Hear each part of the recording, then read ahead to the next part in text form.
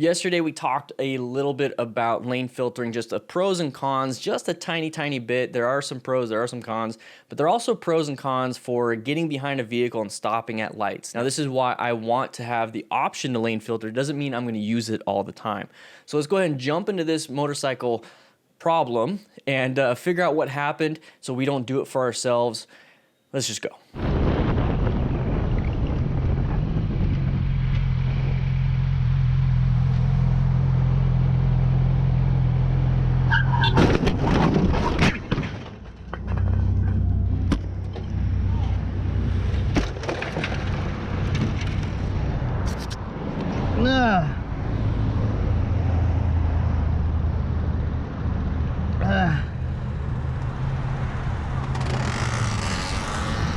This is a huge fear for states that don't allow lane filtering. There's only a few states in the United States that does allow it, and then everywhere else in the world you're allowed to, which is kind of weird. Why can't we do it? Anyways, I'm not going to get into that. If you would like to support the channel and look good doing it, go ahead and grab yourself a DDFM Crew, a uniform. They are on sale right now on Amazon, so if you have Prime, you're going to get some good shipping. But check it out. Link is in the description and the first comment. I love wearing mine, and it's giving a +10 to my testosterone. So let's go ahead and jump into this, though, and talk about what happened. Right off the bat, though, I want to just take a look at this image and be as safe as possible. Not 100% safe, but safe as possible.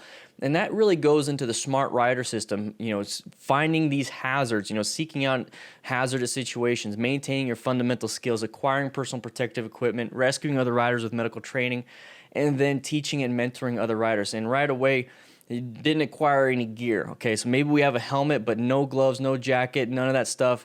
Be very careful out there, because if something does happen that you have zero control over, and you cut up your body and you damage your body because you didn't have gear, that's where you're going to start having problems. So the seeking out and recognizing dangerous situations is right here, guys. Intersections. We talk about intersections all the time. Maintaining your fundamental physical and mental skills, to be quite honest, is also very important. So right here, in order to seek out hazards, we need to have good line of sight. I can't see around these vehicles. So let's say we didn't even get hit in this video. Like, nobody behind us hit us. Let's say this person in front of us backed up. Do we have time? Do we really have time for any of this stuff? Can we move out of the way with our hands off? We're not paying attention. We don't know what the person in front of us is doing. No. So what I would do in this situation, just for that right there, I don't want somebody backing up to me, and I also don't want somebody hitting me from behind, but for the backing up problem and for the behind problem, I'm going to position myself. I'm going to position myself a little bit better. I'm actually going to move off to the right or the left, or on the right is actually going to be a little bit easier to do, because then I have an actual escape path. If on the left, I'm lane filtering on this, I'm almost sharing the lane if I go in front. So if somebody behind me is not paying attention, hopefully they're going to hit this Ford Explorer, I believe, and not me. Maybe clip me a little bit, but I'd rather have that than get my whole back shattered. So we're going to watch just a little bit more. There's the impact. And that's the scary part, okay? That is the real scary part, and that can really damage and hurt you. In some of my videos, we talk about mechanism of injury, and that's really bad. But right here, just take a look. Easily could have had a broken back. Easily could have had broken legs, arms, everything. But then you also have the road rash. You also have impact injuries to the forearms, to the wrist, because when you fall, you put your hands out. And that's why when you have gloves, especially motorcycle gloves, okay, this is why I tell you guys to get them. You're going to have impact protection. You have knuckle protection. You're going to have elbow protection, shoulder protection with the jackets, back protection with the jackets if you get the right stuff. And then you also have motorcycle pants with protection to the hips and knees if you get the ones with the hip inserts, and then boots. And then obviously the helmet. You want to protect as much as possible if you can't control everything. Now, one thing I tell you guys all the time is we have control of a lot of stuff.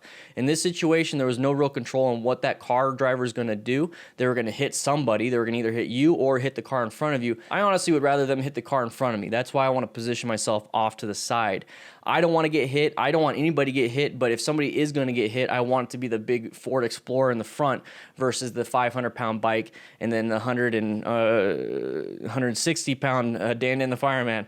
That's what I would rather not get hit. I would rather the car get hit. So, guys, treat it that way, okay? That they can take it. They have airbags. They have seat belts. They're going to be as safe as possible. We're going to get injured on the minorest of minorest accidents, okay? So position yourself better. Just move off to the side so you have good line of sight so that you have an escape path. And if somebody does act like a dum-dum, they're going to hit the car in front of you, hopefully not even touch you. But if they do, it's going to be minor compared to something like this, okay, guys? With that said, I'll be seeing you guys later.